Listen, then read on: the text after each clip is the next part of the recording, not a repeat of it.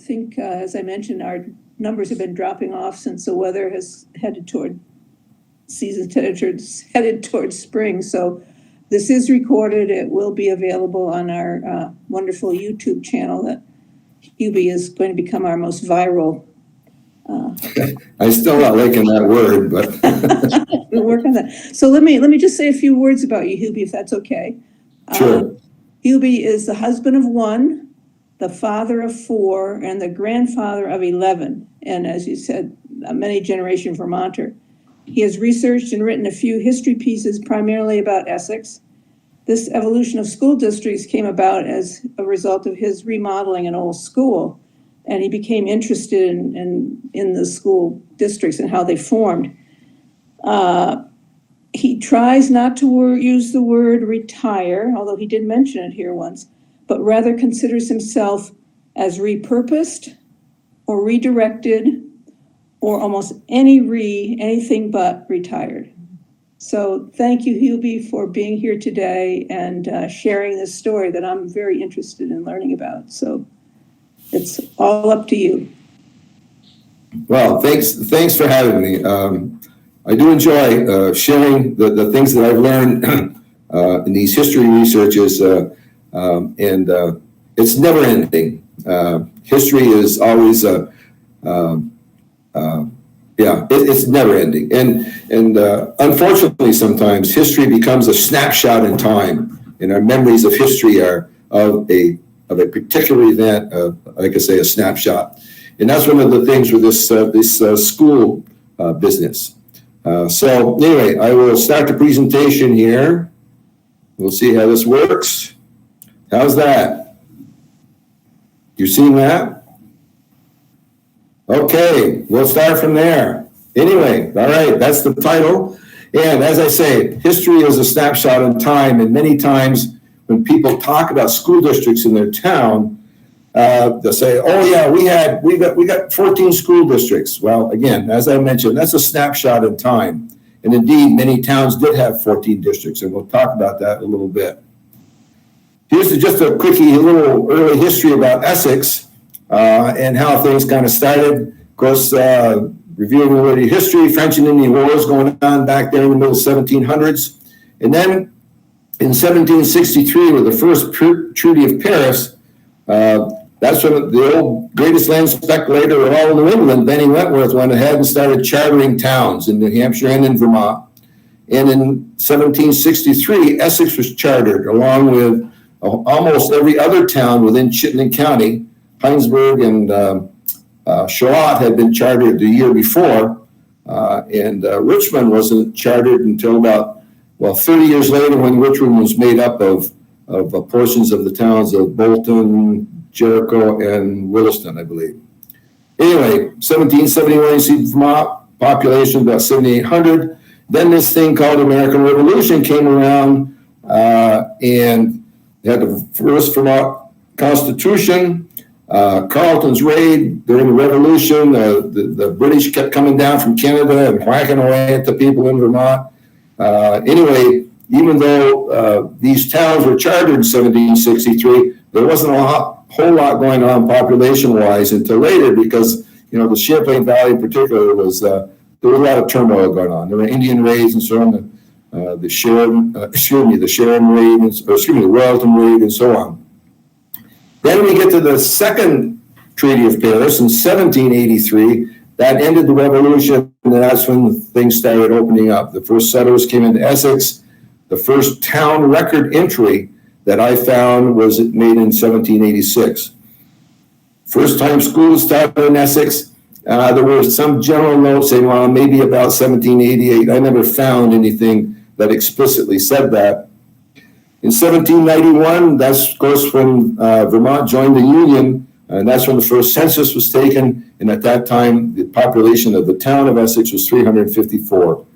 And an estimation was that there might have been around 100 school-aged children at that time. And the first school-related matter that was recorded in the town records wasn't until 1796. And you see, that's a full 13 years after the first settlers showed up in Essex is when there's ever any official recording of anything that mentions schools in the town record.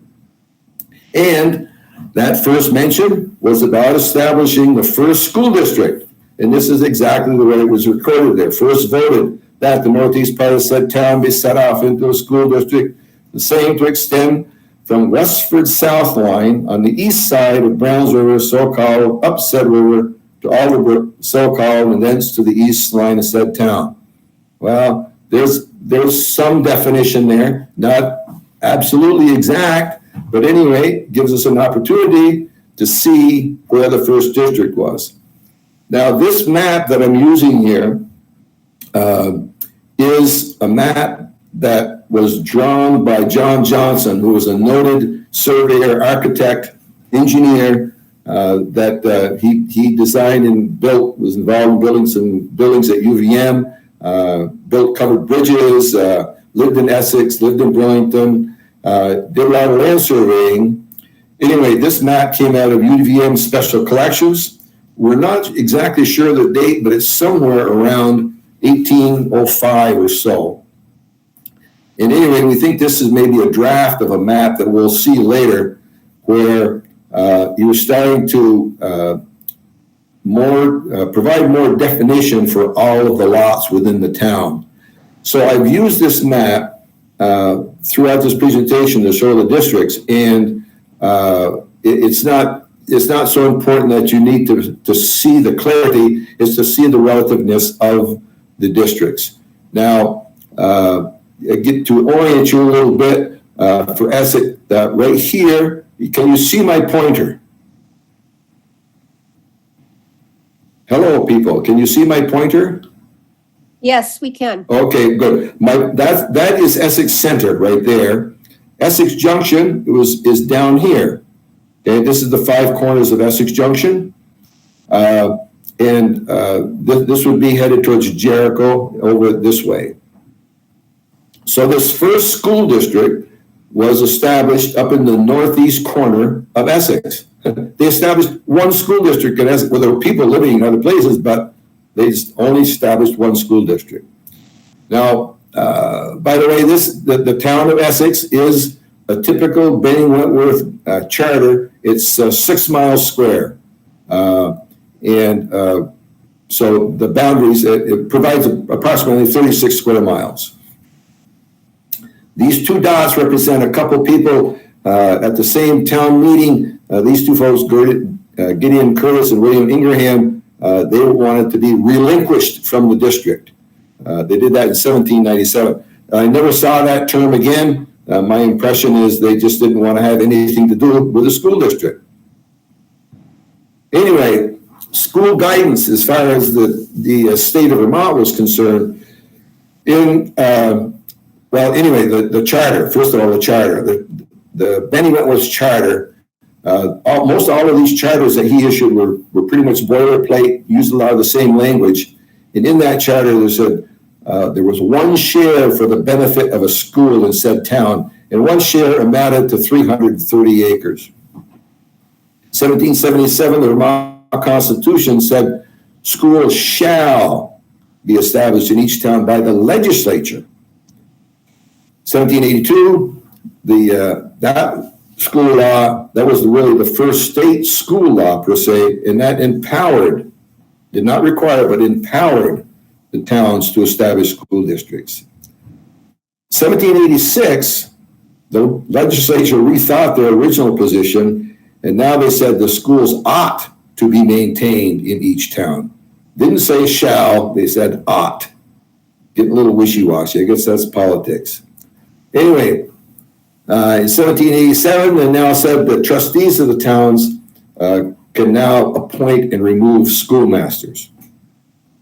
1795, hiring of schoolmasters and calling of meetings was given to the school districts. And this is important because the school districts initially had a lot of autonomy.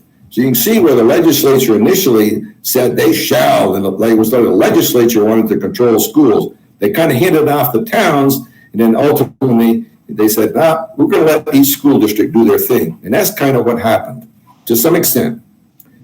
Anyway, 1797, here's where we get an act for the support of schools. chief centralizing factor in educational affairs. This was by John Hooton, who was one of the two authors that had primary information regarding school history. And it said, here we go, each town shall keep in support of schools for instruction of youth. So again, the power has been given to the town. And it said that there should be a tax collected. Certain statistical data to be collected, primarily, and some of that data, we'll talk about that in a bit. Now, 1797, Westford divides their town into 4 school districts nearby. 1799, Essex is considered leasing of the school lands. They didn't take any other action. Remember, Essex was allocated 330 acres for schools, and that came under the jurisdiction of the town to control. But they didn't make any action. They brought it up, but they didn't do anything in 1799. Here in 1800, you can see Essex population 729, Burlington's 815, and Charlotte, surprisingly, look how large Charlotte is. That's where it seemed to be most of the early settlers were congregating. Essex population had doubled in 9 years. Things are happening.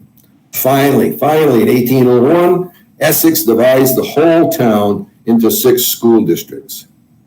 And here is the description that was in the town record. And I won't read the whole thing, but I'll read part of it so you can get an idea of how to define these districts. Said the division of 7 districts may be made by beginning on the Onion River halfway between Lamel Messinger's, now dwelling house, David Stanton's, and to extend thence to the bridge by James Pelton's, thence down Little River, so-called, to Westford line.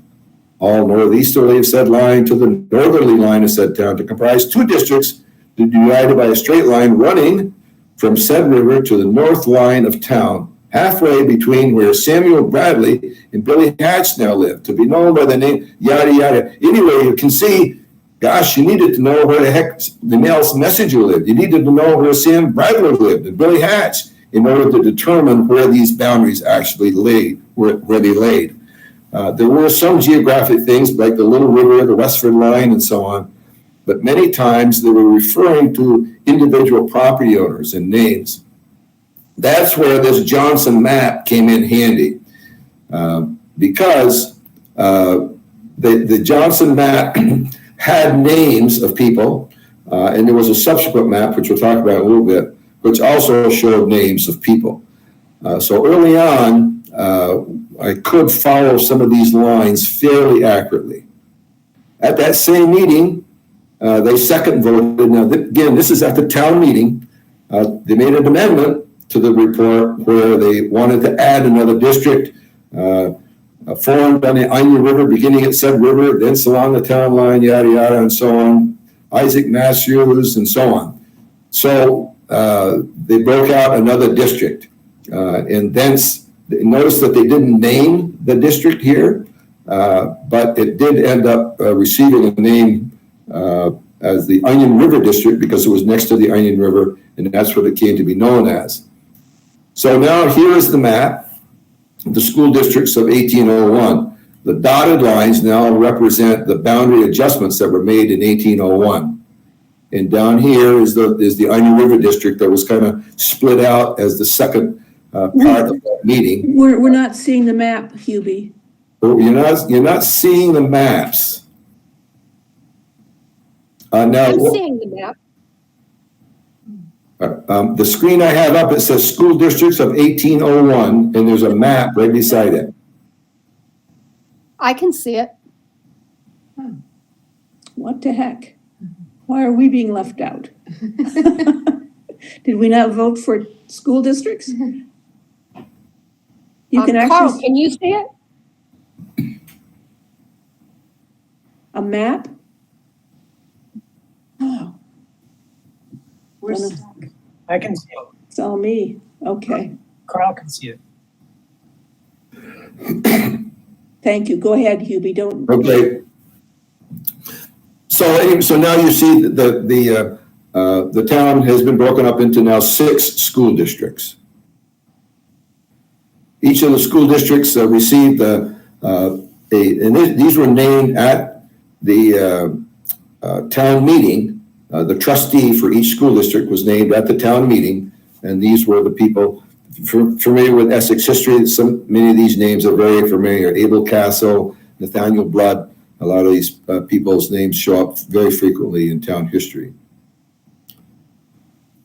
So this is another quote that came from Stone, who was another author that did school history. From the time of the first legislative act, 1780, a school district could be created, abolished, or united with another by vote of the town.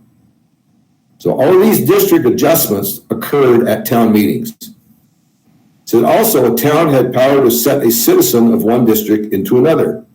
And this is the part I like. Such changes were comparatively frequent and were occasioned briefly by local feuds or by dissatisfaction with the administration of district school affairs. Local feuds and dissatisfaction. So, I think what goes around comes around. We haven't heard about any feuds or dissatisfaction with the schools ever, have we? Anywhere? It's like this has been going on forever. At any rate, in 1804, they started to do more divisions of the town, starting to break it up into finer districts. And I won't read through all of these, but again, you can see that the description of the districts, like for example, second voted, the West Middle District extend from the south line of the farm now owned by John Lloyd to the northern line of the farms now owned by Simon Tubbs and Linnell Rice. And so again, the maps did show some of the names, not necessarily all the names, and in order to determine exactly where these lines should be. Some of them were quite straight, others would zigzag a little bit as they followed a property line.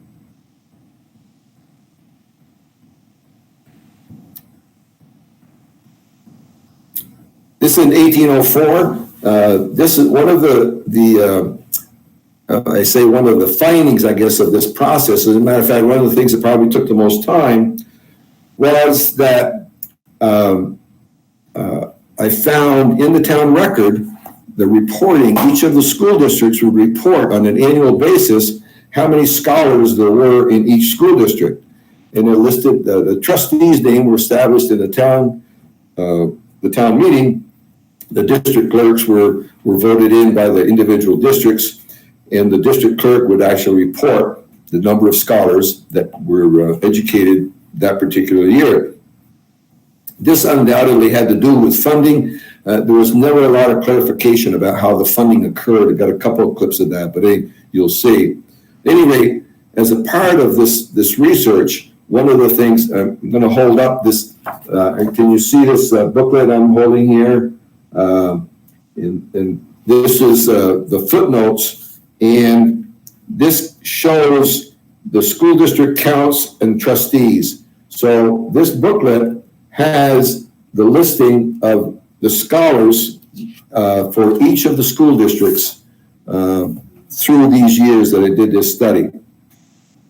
And you can see the way that it was often reported is a note at the bottom that for March 11th, 1806, here was the list of the scholars. There were 25, and it was between the ages of 4 and 18, and it was attested by the town clerk and the clerk of the district.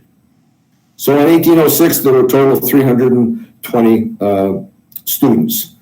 Notice that there's a little confusion about some of the names of the school districts. One point they might be called Southeast, another time they might be called Southeasterly.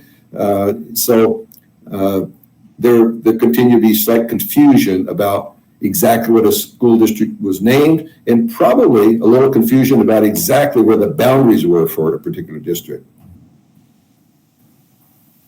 There was a lot of confusion about land in Essex, the recording of deeds and so on, and there was quite a mess, as a matter of fact. Ira Allen at one time owned a whole chunk of land in Essex, a lot of different parcels, and I don't know if you're familiar with Ira Allen's history, but he ran into a lot of trouble, and his lands ended up getting sold off and so on. Anyway, there was a lot of confusion. So in 1804, the town petitioned the legislature to divide the land in servality, meaning that they were now going to determine exactly who owned what. And they hired John Johnson to survey in the entire town. And that map we've been using, that is, like I say, we believe that is the draft of his final map that was produced in 1807. And that showed all the land allocations and how they were allocated. In addition to the map, in this map here, this is his map. This is actually a true reproduction of his map. This was made in 1910. But the actual true map hangs on the wall in the town offices in Essex. And this map shows all of the lots, and it has names, it has lot numbers. And this comes in handy later. These land allocations form the basis for all land deeds, any land transactions and so on from this point forward. If you do any land records research in Essex, it will eventually bring you back to the lots as defined on this map.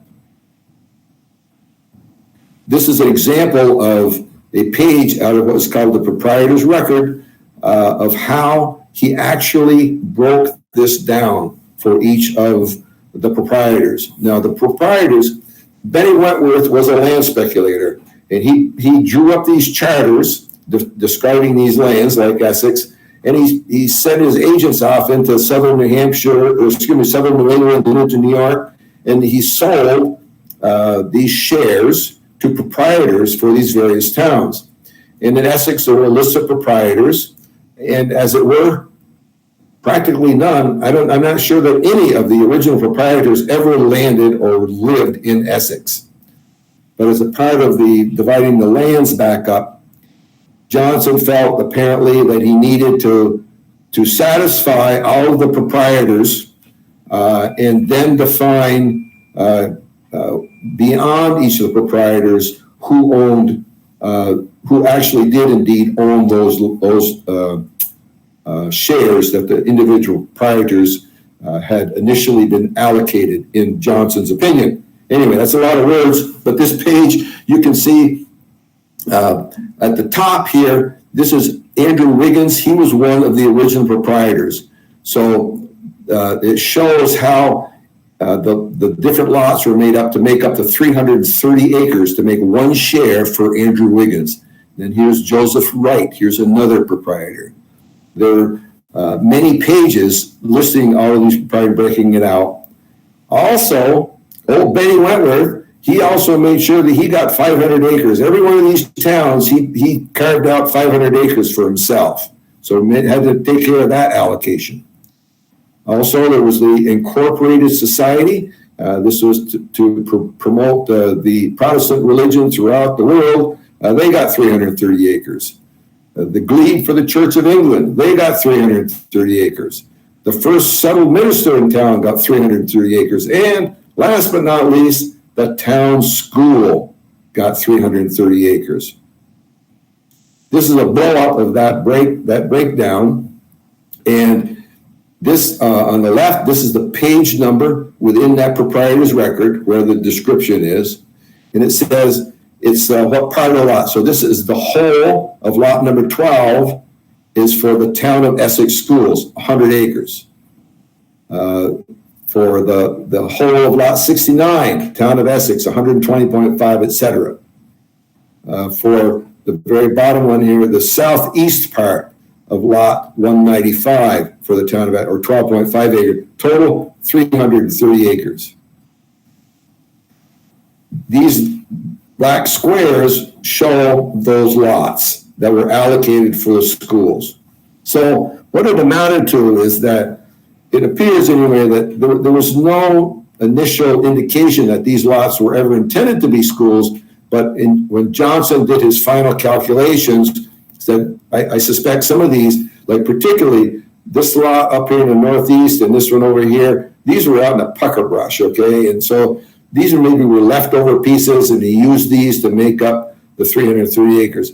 These two down here were closer to the Essex Junction than the falls, and indeed there might have been an early school there at one point, but really the allocation of these lots were simply to make up the 330 acres. 1812, we're starting to break up the school district a little more, and we created here the Little River District up in the northeast, broke out a little bit of that the original Northeast District. So now we have 1, 2, 3, 4, 5, 6, 7, 8, 9 school districts in the town of Essex. 1816, again, started to break up this southwest portion and created a West District and so on. Now there are a total of 10 districts in the town of Essex in 1816. This is the wording from the town record, and notice it listed all of the people that made up this district. And this is the first time that there were listed specific residents to define the school district. Well, by now, by 1816, land has started to change hands. I could not tell necessarily exactly where all these people lived. Thus, some of these dotted lines are a little straighter, whereas if I knew exactly where the boundaries were, they might have zigzagged a little bit. So bear in mind, these boundaries are as best as I could determine from the information of the landowners that were on these maps, and subsequently other maps. 1820, the Onion River District has gone away, it's been reabsorbed, and so now we're back to 1, 2, 3, 4, 5, 6, 7, 8, 9 school districts. This is the way that, that's another thing, is highway surveyors were usually aligned with the school districts. Highway surveyors were today we would call them the road commissioners. There was a highway surveyor that was allocated for each particular area of town. They aligned them with the school districts. And then this was a note where Mason Mead was looking for some public money. Again, very few references about how the funding occurred, but clearly there was some monies coming from the town that were probably allocated based on the number of scholars, etc. And this, oftentimes the report of the scholars would also include the number of weeks that school was kept. And it ranged anywhere from 12 weeks to 36 weeks, depending on the district. Again, there's all this autonomy within the district. This is a little bit busy here, but it does show you how the population, if we look at 1810, total population, total number of students was 373. The population of the town was 957. We go up to 1820. You see that the student population in 10 years only grew by, 36. The town population had only grown by about 130 or so. So there's not necessarily a whole lot going on here, 1810 to 1820. 1822, here we go. This is what I call the first incidence of homeschooling. That in 1822 voted that George Tyler of Essex be set off as a school district by himself. And indeed, they established the George Tyler School District, an independent school district. And George Tyler was the trustee. And he had 6 scholars there in 1822, 5 in 1823. By the way, George Tyler, interestingly enough, if you follow into Essex politics, George Tyler is one of the trustees for the village of Essex Junction. And has been involved in the village politics for a long, long time. I know it's not the same George Tyler, but anyway, it's interesting that the name comes up that way. Here we see an instance where, 2 former residents of easterly school districts were given the liberty to separate from the district to where they now belong. So either they moved or they requested to be moved to another district. This gets back to some of those earlier statements about dissatisfaction potentially with the administration, whatever. One of the things about these town records then and as today, they tend to be pretty benign, and you have to be careful about trying to interpret what kind of emotion or anything that might have been going on, how some of these decisions were reached. But you know, or you had to suspect anyway, that there were some anxious moments as they were making some of these decisions. And here's another note about how the Westerly School District wanted to make sure they got the number of money that the amount of money they were entitled to.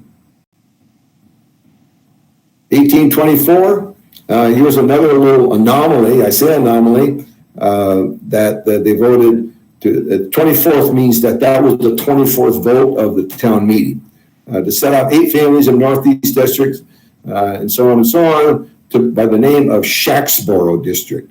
That's on the upper right-hand corner of Essex.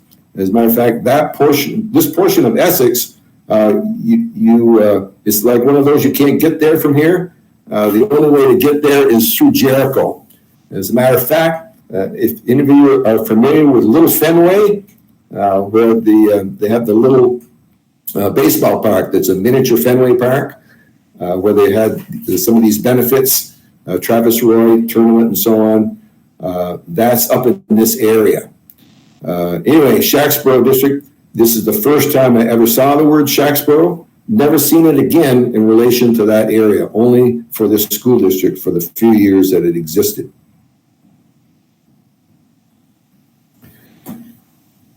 (1825), there's some anxiousness about, okay, what are the boundaries of the school districts? How are they defined and so on? So they chose 3 men, and not from Essex, but one from Westford, one from Milton, and one from Jericho, to examine the situation of the school districts and make a report at the joint meeting in April.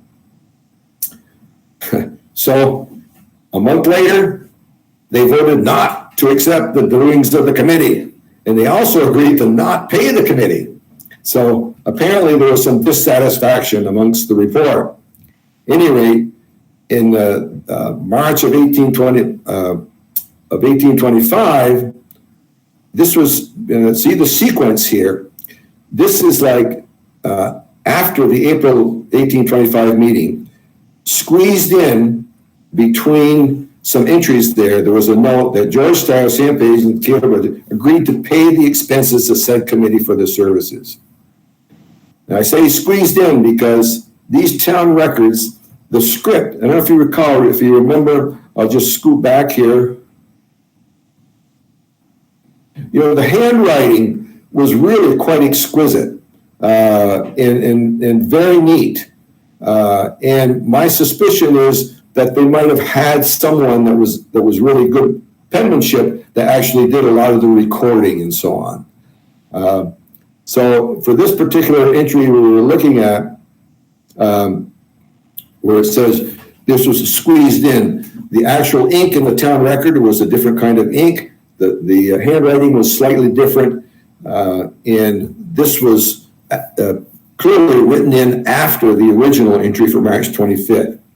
And oftentimes, it was not unusual to see in the town record how things were not always recorded in chronological order. April 26th, now remember this is a year later, from March 25th downward to April 26th, the town now voted to pay for the services of that committee. So they took the illness off from those other 3 guys. 1827, they just, a year later, okay, let's try this again. So they had a committee made up of, again, these are people not from Essex. There's Heman Allen from Milton, Ebenezer Bowman from Westford, and Deacon Amos Patridge. They were called upon to make such alterations of the districts that they think proper and so on. And they also, at the same meeting, voted that the decision of the sign committee in making any alterations shall be final and decisive. Okay, let's move on and let's get this squared away.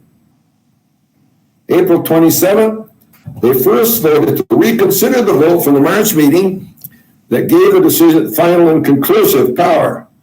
The vote was challenged and it was not decided illegally. So apparently they're trying to get these boundaries or get these districts defined somehow, but they can't reach a consensus.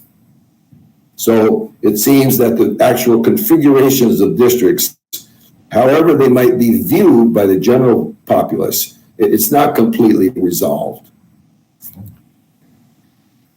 So now we're in 1827. This is the first time that the word prudential committee is noted. And if you're familiar, in the village of Essex Junction, for the longest time, they didn't call their school board the school board, they called it the prudential committee. But again, this is the first and only time that I saw the word prudential committee used instead of school committee or school board. In 1827, here's where George Tyler's district, remember the guy that had his own district, that was now absorbed into a new district called the Four Corners District. So he had been in that independent district for 5 years, having from 5 to 6 scholars, presumably all of his own kids, but potentially he might have had someone from a nearby neighbor as well. So this new Four Corners District, established in 1827, had 59 scholars. 1828, Daniel Tyler was the district clerk, so he was still involved in the education system. I love this phrase, 1827 occurred an unprecedented ebullition of school legislation. This is from Stone, another author that recorded school histories. Authorized and empowered, directed to divide such town into as many school districts as convenient, and to alter the same, create new as expedient, and school districts shall be numbered. Now, so this was really the first time that there was strong state oversight of schools, where some of the autonomy was now being removed from the individual districts. And some of the responsibilities were thrown back upon the town. So the law required, it defined specific course of instruction, required a superintending committee that would be established by the town to have oversight of teachers and report data to the state.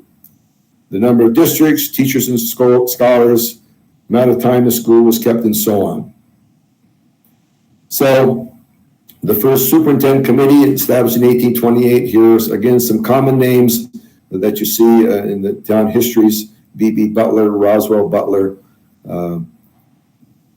Chester Ingraham, and so on. And this is the way the school districts were numbered. The former Southwest District was now school district number 1. That happens to be the Essex Junction area. Center District, that's number 6. That's the area around Essex Center. And here we still see Sharpsboro District is still hanging in there, but they will be not long for this world as they will get absorbed as well. So these are the school districts of 1827 with numbers assigned in 1828. Now there are a total of 11 districts. Here is the Four Corners District that was established recently that absorbed the George Tyler District. Again, the dotted lines represent the boundary adjustments that were made in 1827. This is 1828. Now there's no longer any trustees named because they now have this superintendent committee made up of town officials. But you still had a district clerk, and these are the number of scholars. Total 537 for the whole town. Note that there were 3 scholars here that went to the Westford School District. These kids apparently were closer to the school in Westford than they were to the schoolhouse, if there indeed was one that was within their district. And I'm sure that there was the appropriate remuneration for those students was handled between Essex and Westford.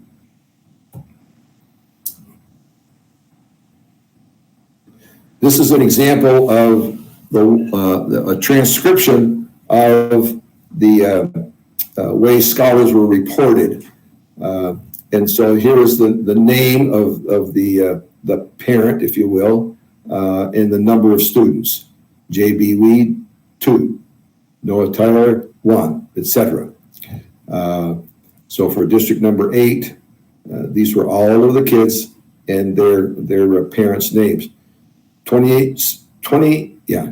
School, 28 weeks, 16 weeks, taught by a woman and 12 by a man. Middle school district, same thing. School was kept 7 months. So you see this variation here. 7 months, well, that's 28 weeks. Over here, they had 28 weeks and 16 weeks. So I'm not sure exactly what that meant, but there was not necessarily consistency. You hear about, well, they didn't go to school when it was harvest time and so on, and not necessarily in the summer. And so there does seem to be a lot of variation as to exactly when they went to school. School districts of 1830. This is the first mention of school district number 12. Notice it was kind of carved out of that portion of the old Shacksford district. It was never identified in the town record, as all these other districts had been, but now it shows up in the report.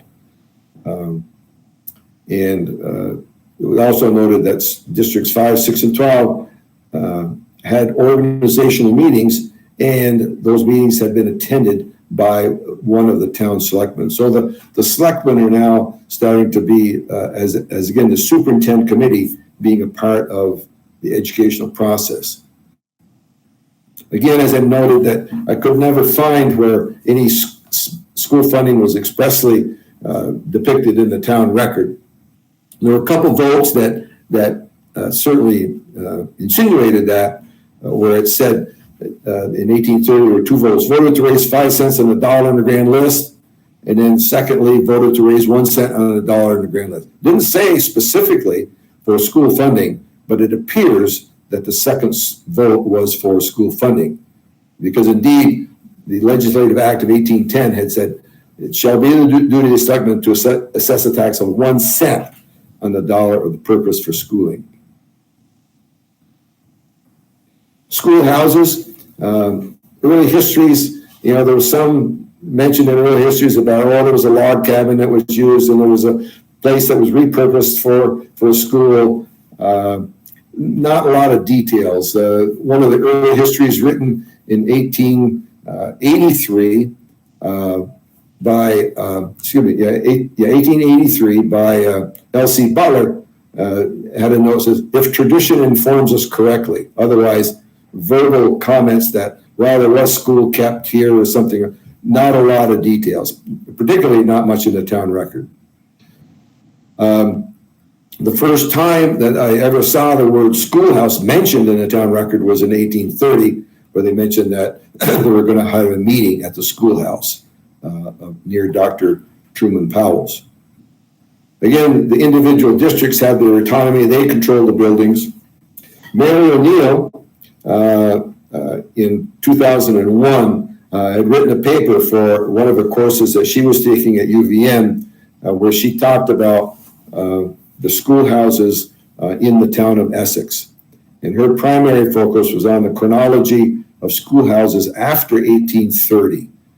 She really didn't have any information for schoolhouses prior to 1830, and most of it was even later than 1830, where she talked about how schoolhouses got repurposed for this building or that building or torn down, whatever. But a very interesting paper regarding schoolhouses. So the kind of things that went on within the district, here's a note in 1832 that they were talking to, they wanted to raise money to build a schoolhouse in district number 1. Again, this is the Essex Junction area. 1832, if you think about this, Essex Junction wasn't really Essex Junction at that point. It was still called Hubbell Falls. Essex Junction didn't become Essex Junction until the railroads started to appear there. It became a junction for railroads in around 1850. So up to then, Essex Junction was known as Hubbell's Falls. But still, they were getting enough of a population around the Falls area for mills and so on that they were looking to build a schoolhouse there. This is another example of where they had a meeting. They warned about, this is the warning saying to raise the money. They had the meeting. It wasn't clear, did they or did not they vote to raise the money? Sometimes they would say there was a vote taken, but they wouldn't necessarily say what the results were.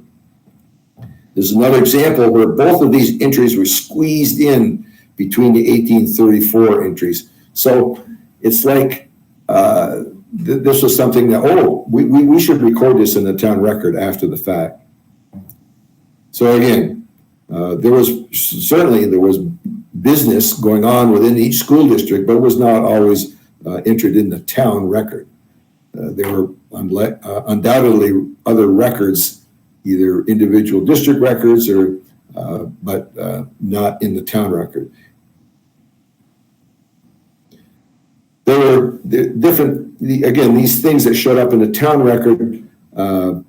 They had established a committee to examine school teachers. There weren't any more similar entries of that ilk until 1846. So this was not always, there wasn't always a committee to examine school teachers. That was at least recorded. There might have been, but not necessarily recorded. They continued the scholar counts. Those were continued to be posted on an annual basis. They considered another district in 1834, no action.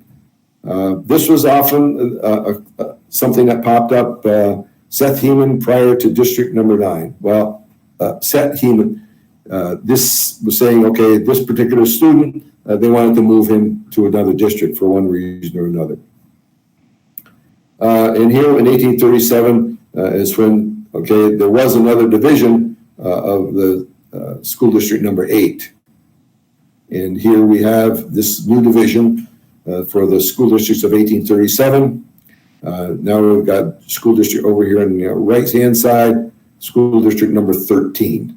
And once again, determining exactly where that boundary is, I used the 1807 Johnson map. And then also in 1869, the F.W. Beers Company, they created maps for all of Chittenden County. You might be familiar with them. They're quite nice maps, and they would oftentimes have the property owners' names, and they showed some of the lots. They showed where schools were located and so on. So I did use some of that information and try to determine where these boundary lines should be. This was another example where we created another district. In 1839, district number 14 was now established. And they also were talking about whether they should make adjustments to district number 10, which is this district over here on the right. The actual wording for Article 8 to establish this district number 14 was actually worded incorrectly. They used west. They used east instead of west. But anyway, small minor. 1840 annual meeting. Here's another example where somebody was set off to District 13 and another guy set off to District number 4. Interesting how they needed to vote on every one of those things. They said we're changes needed for District 4. No, we're not even going to talk about that. So things did come up. Sometimes they seem kind of minor. But again, what's in the background? What's creating this dissatisfaction or whatever? There was a need to make these changes. 1841, 1842, I think they changed their ink supplier or something, but all of a sudden the town records are really, they're just illegible, many portions of them. So this is when I'm starting to, in order to have consistency of continuity of this reporting and establishing of the districts, is starting to fall apart here a little bit because the information is not as clear. Here's another example of should, in 1843, set somebody off into a school district by themselves. Okay? They said, wait a minute, we're not going to create another George Tyler district for one guy. Apparently, anyway, there was no action taken. And at this time, now there were like 21 scholars that are being sent up to the Westford district, actually what they call Bowman Corners up there. That was a school very, very close to the Essex boundary. This is an example of the way the scholars were recorded in the town record. This is an actual copy of the town record. And this says number of scholars in district number 4 for 1843. For Orange Farron, he had 2. Silas Beach, I guess it had, I'm not sure, had 2. David Kellogg had 2. Orland Tyler had 3, etc. And within this district, there were 21 of them that were sent, and it's listed out down here at the bottom. It says list of scholars in districts recorded and then sent to a district in Westford. And they total up to 21. And the total for the whole district was 72. David Kellogg was the clerk. Again, see how the handwriting is quite nice. Again, my suspicion is they had somebody that would record this. Said, oh, can you come in? We got all the school reports. Can you come in and record those in the town records? Here we are in school district 1844. We've broken off some more. They said the warning was that should there be alterations to district 7, 9, 10, 4, and repeated 7 twice. They voted to adjust the boundary of number 1. You can see the little boundary change in here.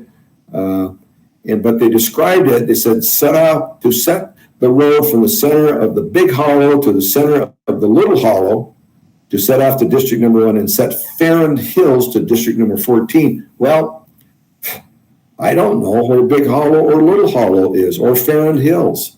I've never found any other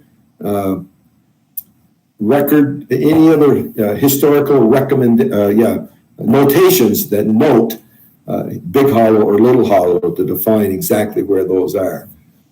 And here there's this guy had petitioned, they want to draw their public money.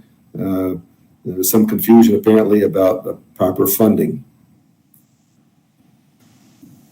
So like I said, this is things are falling apart a little bit. There were 14 school districts reporting scholars in 1843, 1844, or there were 16 districts reporting. The year is not clear in the record.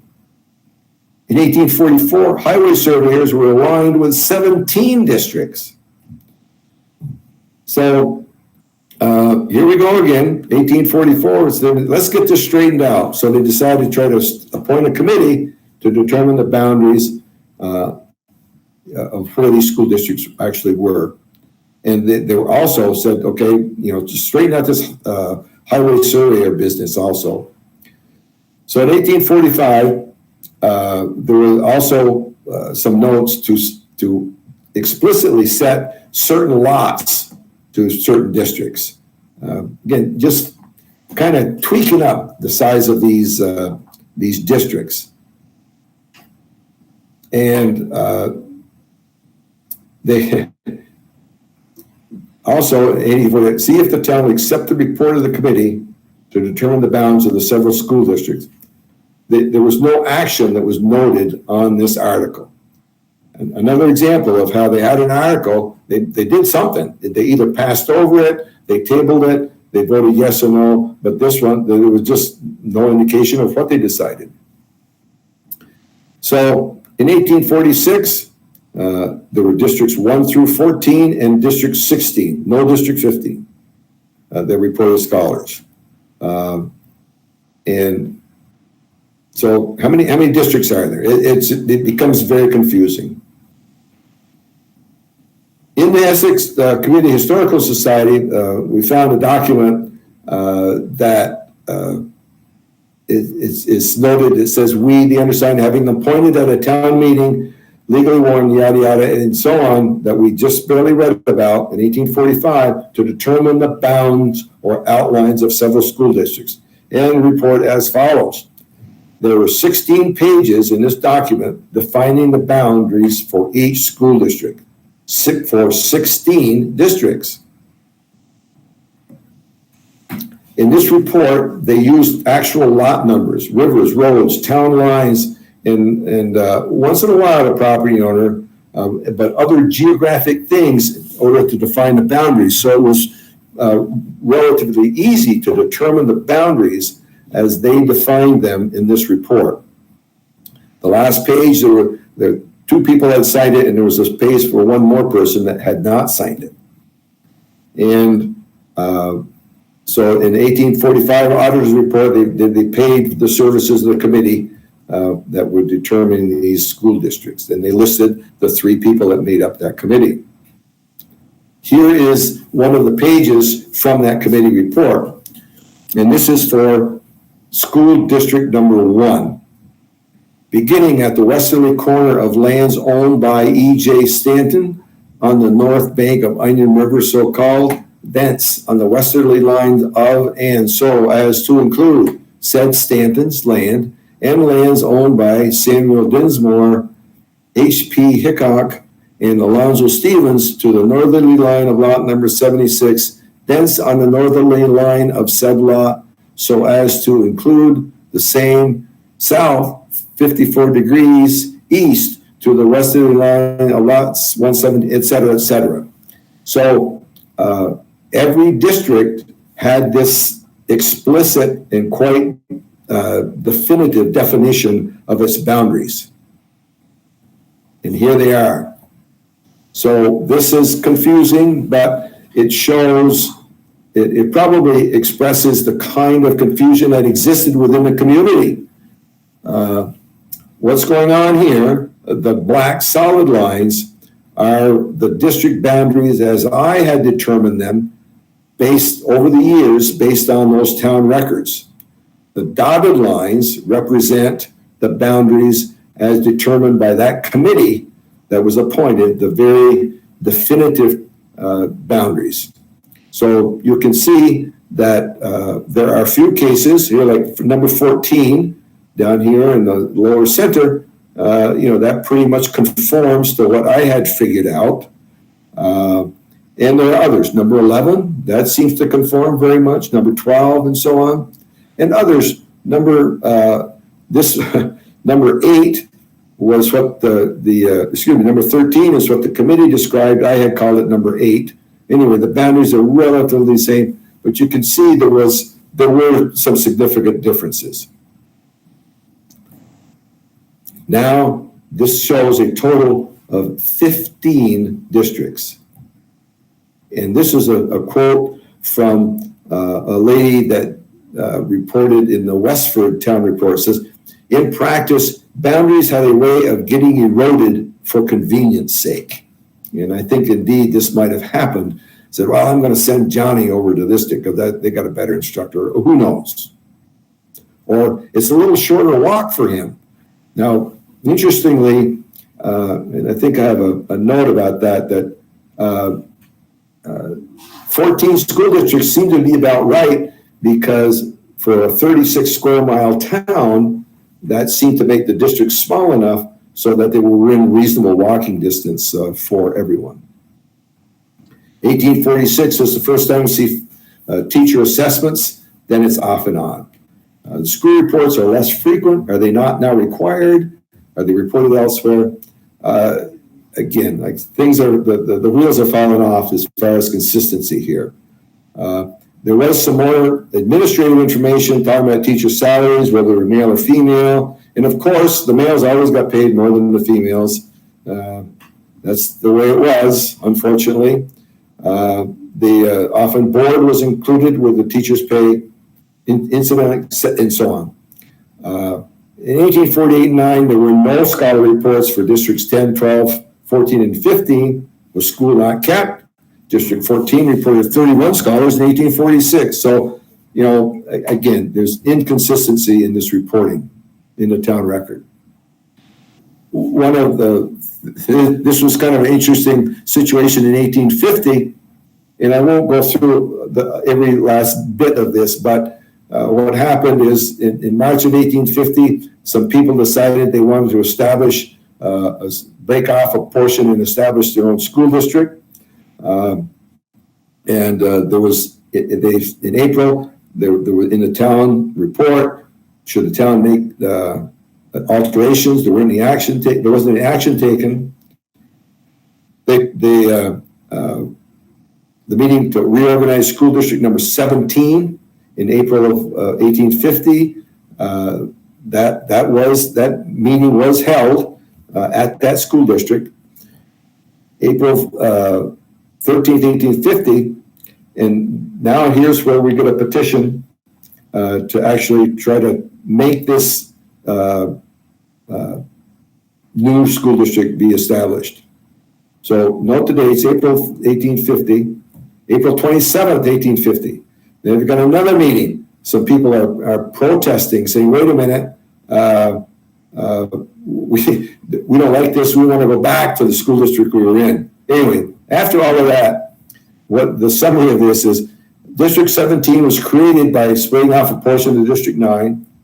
Then it was soon after reduced in size because some of the inhabitants were returned to District 9. And then District 17 existed till 1855, just 5 years. Then it was reabsorbed back into District number 9.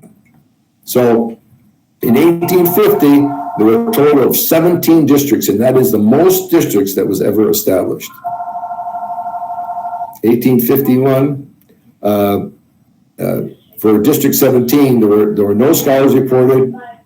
There were 22 in 1852 and so on. And after 1854, there were none when the district was reabsorbed. So here's 1850 school districts. And we can see where district number 17 was established down here. And this was the largest number of districts ever established within the town of Essex. And then it was again reabsorbed back into district number 9. Now there's a total of 16 districts. 1851 through 1860, again, I guess they went to a different kind of ink. The records are faded, really difficult to read. Frequently, you would see in the morning, it was like a matter of every year. Are there alterations needed? And usually it was, there were no major changes needed. There would be miscellaneous entries. Occasionally, scholars set off the districts, some scholar reports, but again, no consistency. Here was an example of where a student from Williston was voted to be accepted into a town, into a school district in Essex in 1851. Here's the scholar counts for 1852. You can see there had been 17 districts noted, but there were scholar reports for all of them. There were only 13 districts that actually were reporting. And this is where I mentioned that geographically, 14 districts seem to be about right. Essex, Charlotte, Heinsberg, and Milton were all the typical Benny Wentworth 36 square miles in size, and they all had 14 districts. And the Beers Atlas shows indeed 14 districts for each of those towns. Also, in 1850, a state school report had said that instead of a disposition to multiply districts, a tendency to reverse of this now happily prevails in the state. So there were consolidations of districts and fewer districts than had previously been reported. The demographic shifts, 1830 to 1850, the population increased by 25%. 1850 to 1860, if you're familiar with Vermont history, this is the Great Exodus. The population actually decreased by 7%. And in 1880, the population is only 2104. In 30 years, it had only grown, 52 people. There was, things were kind of stalled, if you will, as far as population changes. 1843, there had been 718 scholars. In 1860, there were fewer now, only 562. And then Butler, L.C. Butler, in his history, had noted that, and again, he wrote his history in 1865, 1863, 1865. Schools and schoolhouses multiplied till, at present, in 1865, there are 16 districts, though not as many schools in active operation. 1860 through 1867, there was more information on teachers, superintendent reports, and so on. There's an interesting entries in 1862. The scholar reports actually included the names of each scholar, not just the number of scholars by family, but actually included the names. So anyone doing any genealogy work, this can be quite helpful. And again, we keep seeing these land of being set off to a particular district and so on. So the boundaries would keep tweaking up and down, and without extremely difficult land records research, to do title searching and so on, it would be extremely difficult to determine exactly where these boundaries occurred. So you see in 1865, there were 1 to 8 and then 10 to 14 received funding for a total of 13 and so on. So again, it's just, there's not consistency of district reporting. 1867, District 15 was eliminated, was absorbed into an adjacent district. So 1867, after 15 was eliminated, now there are 15 districts. No, they're number 1 through 14 and 16. There is no 15. And this is the configuration at that time. Notice how the lines zigzag following property lines as best as possible. We're getting near the end here. Beers Atlas of Chittenden County was published in 1869. And as I mentioned, that showed 14 school districts. And those boundaries were all straight lines. Because Beers, they didn't have any more information than anybody else did. So they had a general idea. They didn't follow property lines. Remember the committee report of 1845, they defined the boundaries by lot numbers and so on. So those boundaries would zigzag in order to define the actual boundary. So, and again, the town records through 1867 showed 15 districts. Beers showed 14. But there really were 15. So as noted, there might have been districts noted, but they weren't necessarily all active, but they still existed. Remember, as I said early on, history is a snapshot in time, maps are a snapshot in time, and so here is a snapshot in time. I think things were confusing before, now this is confusing. What we have here is the dotted lines represent the boundaries as determined by the Beers Atlas. The solid lines are the lines that were established based on that 1844 comprehensive assessment of the districts. And you can see that, again, the Beers lines tend to be very straight, whereas the boundary lines from the 1844 report will zigzag and be following property lines and so on. In some cases, they line up fairly closely. Again, back up here, number 11, number 12, not too far off, number 9, generally speaking. But it's important to be, if you're doing genealogy work, for example, to be cautious about using the Beers Atlas lines as being the exact boundary for the districts. If you want to say that a certain family or scholar was in a particular district, Beers Atlas might not be the best resource. So the conclusions are, again, the focus of this study was really, was focusing on what the geographic boundaries were for each district. And really a benefit that came about as I got into this more was this scholar information that I was able to capture that and transcribe that so that that is available. And as I noted, beyond 1860s, it just it would be very, very difficult to trace those boundaries. You'd have to do it chronologically and follow it through to see how these boundaries were set up, or how these districts were set up. So these records, again, remember that I say they're kind of benign. They're just, here are the facts. But what was the rationale? Who knows? Again, these are some of the things that hopefully were considered, or maybe were considered: the population density. Did you have a teacher available? Was this within walking distance? I like Stephen Wright, the comedian from Boston. He has a famous saying. He says, everything's within walking distance if you got the time. So anyway, some of these places, some of these students had to do a little hiking to get there. How many students did you have? Did you have a place to teach? Maybe there wasn't always a schoolhouse. They might have been teaching in someone's house, maybe a small cabin or whatever. So what was the rationale for these boundary changes? Really hard to discern that from town records. The why, there was a strong European tradition to provide for education, as was noted in the early Constitution, that they noted that we got to provide for education.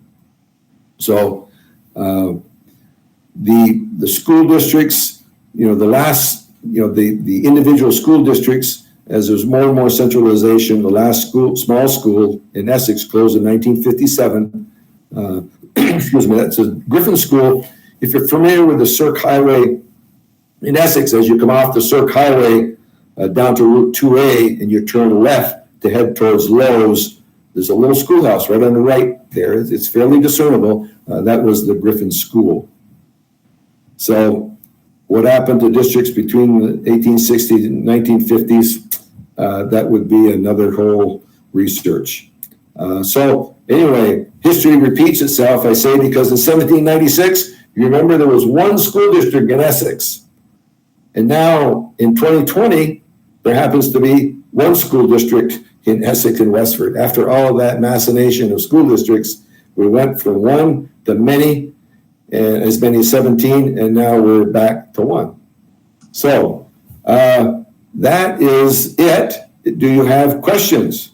I have a question, Hubie. What happened to the land that the schools were built on after the school districts ended? Did it go to the town? Did it go to private property owners? Well, Mary O'Neill gets into that a little bit. Remember I showed on that map where those original allocations, there were 4 different lots that were allocated for schools. And again, those lots weren't necessarily where schools were located or ever were located, but it was simply to make up the allocation. Those came under the jurisdiction of the selectmen for the town. Now, they ended up leasing some of those lands. And interestingly enough, the couple lots that are down near the river there in Essex Junction that are right close to where some of the mills and so on were actually leased to John Johnson because he had some mills there. I've often wondered exactly how that came about. But at any rate, so they had control of those lots. Where the individual schoolhouses were built, again, Mary O'Neill gets into this, that oftentimes a property owner might say, okay, you can build a schoolhouse on my lot. There might have been a deed, an actual deed that deeded the portion of land to the school. There might have been just a handshake agreement, and then ultimately the school might have gone back to the landowner. So again, those individual districts had autonomy, so they made arrangements for where their schoolhouses were going to be built, and whether they actually acquired the land or it was a gift or whatever, and what actually ended up happening to those parcels. Again, Mary O'Neill does get into that about some of those schoolhouses. Is that our Mary O'Neill from Richmond? No, Mary O'Neill she actually works for the city of Burlington now in I think in their planning, I'm not sure the exact title, but she is involved in some of the historic preservation stuff that goes on in Burlington. And this was, that paper she wrote was a part, I believe, a requirement for the course she was taking in historic preservation or something like that at UVM. So and she lives in Essex. Her husband, and I'm drawing a blank here, was a coach in Essex for decades for soccer and hockey. I can't think of his first name. That's awful. But anyway, that is the Mary O'Neill that has written, and we have a copy. I say we. I belong to the Essex Historical Society, so when I say we, and that's why I say that. We do have a copy of her paper there at the Historical Society. So which district was the Mary Farnsworth? So and I'm not sure which historical society you're affiliated with, and is it the Mary Farnsworth Museum now what was it? Yes. Yeah, that's the one. If you're familiar with Essex Center, you know where the library is in Essex Center? Yeah. That's the Harriet Farnsworth, it's the white schoolhouse that, if you look at the Essex Free Library, if you're standing on Route 15, it's to the left. It sits there actually on Route 128. And that is the Harriet Farnsworth Museum and the home of the Essex Community Historical Society. And what school? I'm sorry. And that was school district number 6. Okay. And that just a little quickie there that this is one of the reasons how I got interested in this is if you are looking at the Essex Free Library, if you do an about face across the road from the Essex Free Library, there's a cemetery there, and right in front of the cemetery, there's a little white building, and that is called the 1805 Schoolhouse. And that is a schoolhouse that I've been working on with another friend of mine for several years now, as we have restored that building. It is considered to be the oldest standing building in Essex. It's a post and beam structure, and that had formerly been a schoolhouse for district number 6, and it sat up on the hill, and it had been moved and was used as a farm building and so on. And then about 12 years ago, it was captured by the Historical Society, moved to its location there now, and we proceeded to restabilize it and bring it back into a more stable condition. So meanwhile, the Farnsworth Museum, that became the newest schoolhouse for district number 6. And that was actually, there was another building there that burned, and then that one was built in its place. Okay. Thank you. Now I'm going to, I think I'm going to try escaping here. I'm not sure how I can get rid of my, there we go. Okay. We do that. There, okay, I've gotten rid of, so the presentation has disappeared, I take it? Almost. Oh, okay. I guess I'm still got something hanging there. Still, stop presenting. Okay, there we go. There we Okay. go. Yeah. There. This technology, I'm telling you, so. Well, thank you so much. You're amazing. The knowledge you have is remarkable. Thank you for sharing. Well, I'm glad to. Like I say, I find it interesting that, you know, if a day goes by that you don't learn something, it's a day lost, I say. And that's one of the things that I've really come to appreciate, that whenever you hear anyone talking about history, it is so often a snapshot of history. You know, it's a point in time. And you really have to think about that. You know, what is the context that's being delivered in? What's their purpose for describing it the way they are? You know, not to be critical, but you need to be, you know, you need to have that little introspection to say, is there more to this story? And is it important for the context that I'm getting it in, and so on? So And that's why if you happen, anybody you see, they start talking about schools, say, well, how many school districts did you have in your town? And you will get 14 will often be an answer, because so many of the towns in Vermont, over 100 and something that Benning Wentworth chartered in that 1763 period, were these 36 square mile chunks. So the geography really is conducive to making 14 districts as far as breaking things up. So you'll often get that answer. So you say, wait a minute. So what year was that you had 14 districts, and what did you start off with? And did you always have 14 districts? And well, no, I never thought about that. So history is our snapshots in times. So this has got me going. I grew up in northern New York State, and I went to a one-room school in Lionsdale District number 3. So I'm going to have to go back and do some research on what this was all about. I have no clue. Yeah, and like I say, I think from if you do any genealogy, people get interested in schools. Where did my ancestor go to school, and so on. And as I say, this report here that lists the scholars by district, by year. I keep telling folks that if they're, and they have copies of this at the Historical Society. So we get inquiries about genealogy. We say, okay, what's the name? And we can look here. Okay, this is the school district we're in. This is where they were. So this may be where they lived in the town.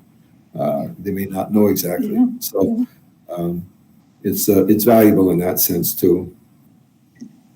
Well, any more questions? How long did it take you to research all this, Hubie? A damn long time. No. Oh, that's a surprise. Well, I spent a lot of time in the Essex Town Vault looking at the town records. And it was over a few years. And as I transcribing from the town records, sometimes interpreting handwriting and so on, can be a little challenging. And I tried to make as true a copy. I didn't try to edit anything, just took it as it was, because there were often misspellings from year to year. You'd see names spelled differently and so on. But yeah, it was not like sit down and do it in one shot. It's been over time. But then you get to a point where you kind of lock it down and say, okay, this is it, and this is as far as I can go. Like I noted, starting getting up there into the 1840s and 50s, things started to fall apart as far as what I was searching for. That is the district boundaries. And like any of this, I've found this history research, sometimes like I say, you're not going down a rabbit hole. You'll find a piece of information that is, oh wow, this is intriguing, and you start chasing it, and you come to a dead end maybe. But then again, sometimes it opens up into this golden fleeced room that has all this information, and that's part of the discovery. That's fun, when you find that silver bullet or whatever that says, that's what I've been looking for. So, and that's part of the fun of doing this too, is finding those silver bullets. But again, it's knowing when to stop going down the rabbit holes and draw it to an end. So. Anything else? You're muted. No. Anybody else have any other questions? I think you did a great job. Yes. Well, thank you very A much. lot. And now, were you able to see the maps at the end there or whatever? Yeah. It Martha? Yes. Okay. When things switched, I don't remember, it was fairly early on after I said I couldn't see it. Something just clicked and it started moving again. So I got to see most of it. Thank you. Yep. So, and that map, the reproductions that I captured were not real great, but again, the map was only intended to show the relativeness of the boundaries, not necessarily the detail of the maps. That map, I have again, it was from the special collections at UVM, and I have a blown up copy of that which would be at the museum. And then also, just as a matter of fact, just today, found that the town, the original Johnson 1807 map that hangs on the town offices in Essex, the town has, and they've been pressured a little bit. They're finally going to give that map to the Essex Historical Society.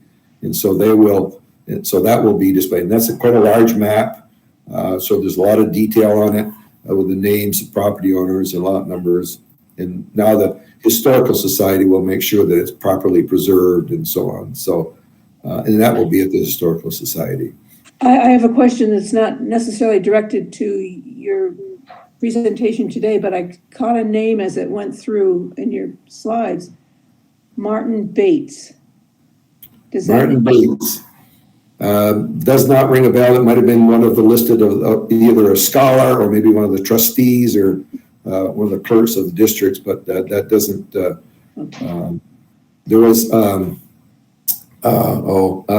it was Bob Bates. Jane may remember Bob Bates. He was a counselor at Essex High School. Oh yeah, I had his 2 kids.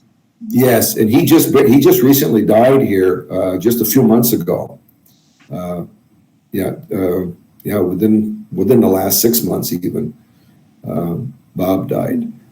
This was the Martin Bates that I was hoping that there'd be a connection.